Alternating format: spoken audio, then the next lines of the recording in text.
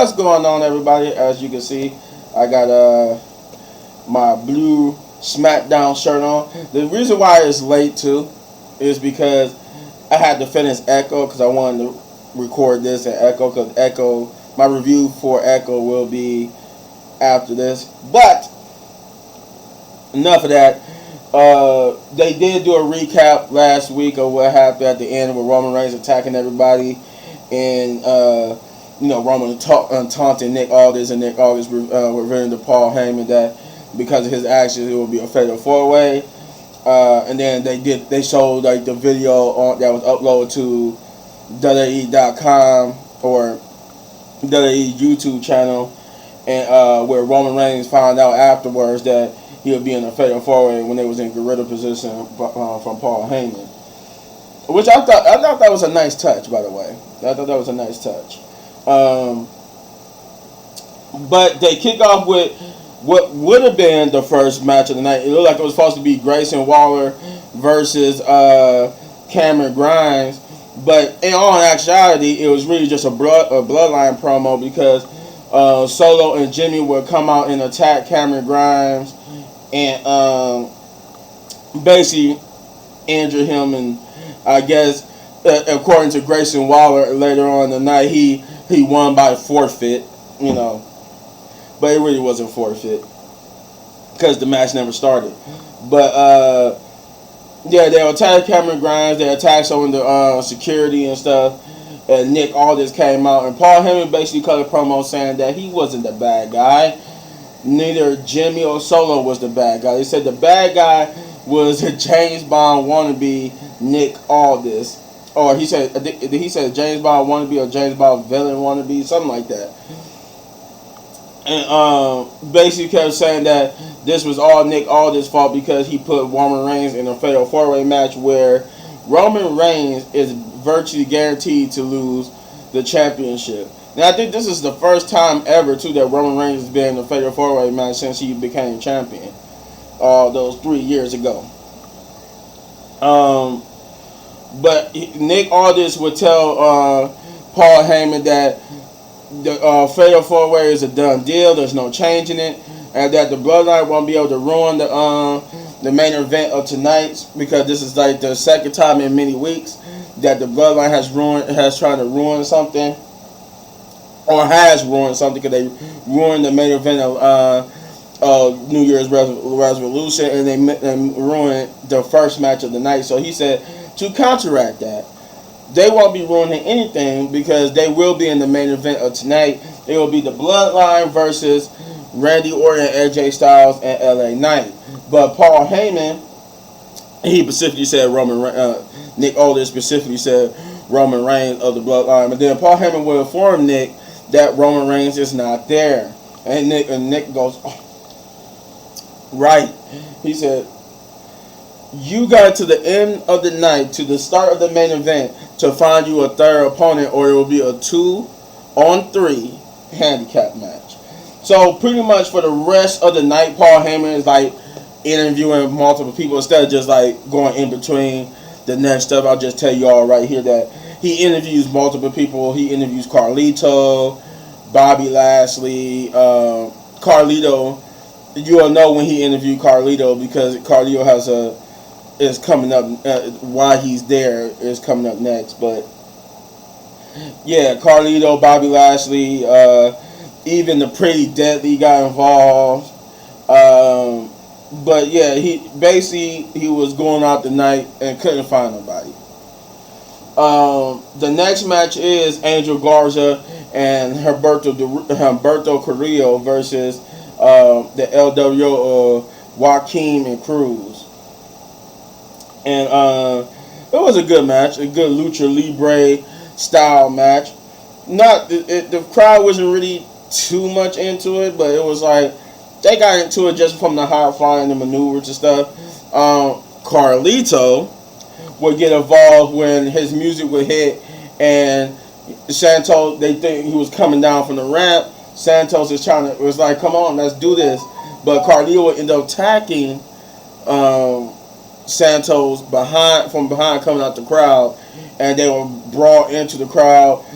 You would think this would lead to the LWO getting a victory over Humberto Carrillo and them, but Angel Garza will reverse a move into a pin attempt using the ropes, and Humberto Carrillo and Angel Garza will win. As I said before, now that you know Carlito was here, you can obviously tell when Paul Heyman interviewed Carlito when it was after this. So I don't need to tell you that no more because I already told you. Logan Paul will have a promo next where he basically will tell Kevin Owens that he's not allowed to come into the reason why he's not there, and the reason why he got a shiner is because of him being punched by Kevin Owens with the his little cast, and he was saying that if he comes into the Royal Rumble with that cast, he will be, not only will the match be called off, he will be sued so badly that that he'll forget that he's not wearing pants, or some type of lame joke like that. But yeah, pretty much he's trying to get them to, I guess, Kevin Owens to not wear the cast, and then Kevin Owens will respond later on saying that he see what he's trying to do, that he sees where he's trying to go with this. But he said he was saying like, you basically worry about this, saying I'm cheating out, I'm using this, that you're gonna sue me with all the little lawyers. But he said, you know what? Let's talk about it. Let's get together and talk about it so you can say it to my face next week on the Kevin Owens show. And then it'll be made official later on the night that he will be there next week to be on the Kevin Owens show. Bianca Belair will come out next, and she would have a match versus Bayley that was advertised earlier in the day, and it was a pretty good match. It was good. The crowd wasn't into it at first. You know, I mean, they was into it mostly because of Bianca. But, you know, they seen Bianca versus Bayley so many times. You know, it was hard to really get into it. But the thing I like about it that they did with this match that made me get into it even more was that instead of wrestling a typical match, because they told the story, they even sold it on commentary, that because they faced each other so many times, Bianca Belair and Bayley, my phone going on, people calling me, texting me. They faced each other so many times that in the match, you saw that. They told that story within the match was that none of their usual moves for either or they could get off. Nothing that Bayley did would work to an extent, and none of that, and the same for Bianca. Some moves that she did would always get reversed. Some moves that Bayley did would get reversed because they fought each other so many times. And that's the story that they told throughout the match. That's what made the match better, when you could tell that the crowd started getting into it more. It was something new. You know, seeing that two people who faced each other so many times, and then, boom, they're not even wrestling the same match. Now nothing they usuals don't get off because they already expect it. So that was kind of cool. Damage Control tried to... the rest of Damage Control was there at ringside. They tried to get involved a little bit, but it was like the referee was there, so they couldn't really do anything.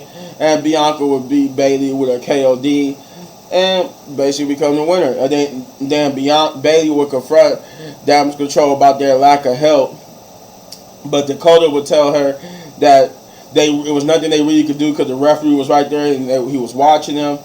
And then that they felt like she needed to do it on her own because for her plan to succeed for Damage Control, then she gonna have to do it on her own anyway in the Royal Rumble. So they was kind of figured that she would be able to do it on her own against Bianca.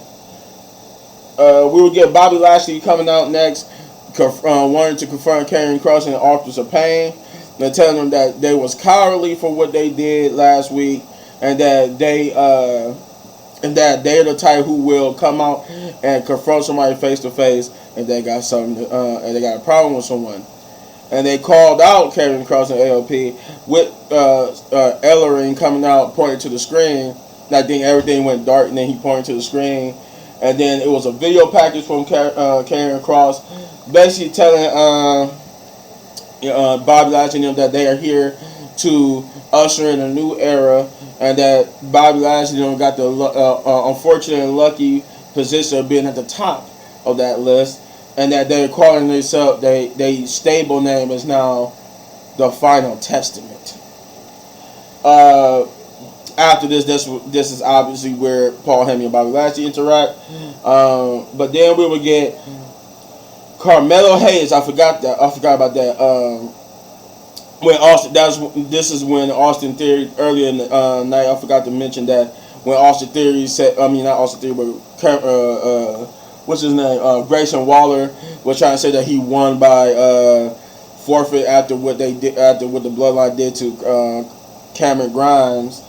They was interrupted. Nick Aldis, who was in the office with Carmelo Hayes, which looks like Carmelo might be coming to the blue brand, because Nick was telling Carmelo that he impressed a lot of people when he was in that tournament, and including Nick. And it looked like they trying to basically ship him to the blue brand, and that he wanted to talk about being in the Royal Rumble, but that's when he got interrupted by Grayson Waller.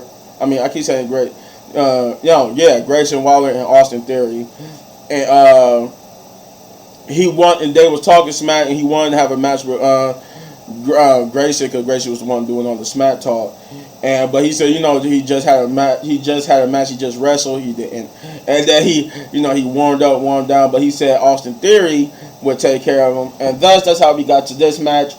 Carmelo Hayes versus Austin Theory, which was a good match for the most part. They hit some nice moves, reverses, talking smack to each other. But the match went in a no contest due to injury. And this is like a real injury, too. You can tell this was real, because Austin Theory went to go do his usual, I guess, custom in Spanish fly off the ropes, but when they came off the ropes, you could tell that they landed so awkward. The landing was so awkward that it looked like Melo's head and his head. Not only did Austin Theory land on his head, and so did Melo, but more importantly, their heads landed on each other.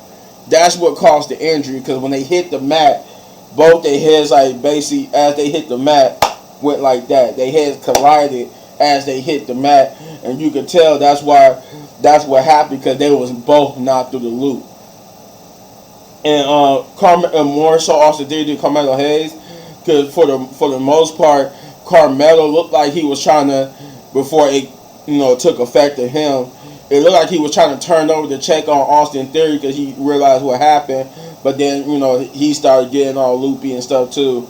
So then they instantly had to cut the match, because that, you could obviously tell they hurt each other bad. And that was it. They went to Corey Graves and Patrick, and they basically were talking about this is why we tell you guys not to do this at home, because these are trained professionals, and part of this business, part of being a wrestler, is that injuries can and will happen. It's just something you do move so often. Just an accident happened, unfortunately for them too. But I think later on, because this is late, I think like yesterday, they tweeted that they was okay, and they only suffered from face contusions, and that it wasn't no real serious injuries, and hopefully they just be back sooner than later. I don't even think they even made it have a concussion that much. It might be like a minor concussion, but I didn't even hear nothing about it. Then we got the main event, where before the main event, Paul Heyman would tell both Solo and Jimmy that there would be no one to team with, but he made it seem like nobody was worthy of teaming with them, but in reality, nobody just didn't want to team with the Bloodline. And they would attack Randy, as he was the first one to make his entrance, but they would attack Randy to take him out so it could be even, and thus they would go to the ring, and then LA Knight and AJ Styles would make their entrance, and thus for the meantime, it was a 2-on-2 tag team match. They would have a good tag team match for the most part. Obviously, LA Knight and AJ had their little confrontation and stuff, but Randy will eventually show back up to basically put it back as it's supposed to be, like 3-on-2 handicap, and he would hit Jimmy with an RKO for the victory. The reason why I didn't really get into much of the match because of what happened afterwards, which is that they were brawl afterwards with everybody hitting their finishers on Solo, and then they would beat up on Jimmy, basically sending a message to Roman Reigns, and then to put the nail in the coffin, in the coffin, they triple powerbomb Solo all out the Shield, really sending a message to Roman Reigns. They triple powerbomb Solo through the table, just like how the Shield would do, and they ended the show where Paul Heyman said, "Call Roman Reigns." This show was an average show. I wouldn't say it was above average. Nothing too much happened on here. I mean, it was some stuff got moved, but pretty much subpar wrestling. A real injury happened, so I'll say this was get a solid 6 out of 10. It was above average, 6 out of 10 big ups because it was an above average show, but really nothing too much happened. But you let me know in the comments down below what you thought, and if you enjoy my review of Friday Night Smackdown, you hit this button right here, bam, for all my WWE reviews. And if you enjoyed the video so much you want to support the channel, know what to do, guys. Hit those buttons because we grow slowly but surely with your help, and because of your help we got new tribe members. That's what I'm talking about. Your help helps me say this every video, because every time I get ready to do another video, we got a new tribe member. So with that being said, welcome to the tribe, everyone. And if you enjoyed the video, hit any one of these videos for more of my amazing content, but don't go anywhere because I got more coming your way, including the review for Echo next. Peace.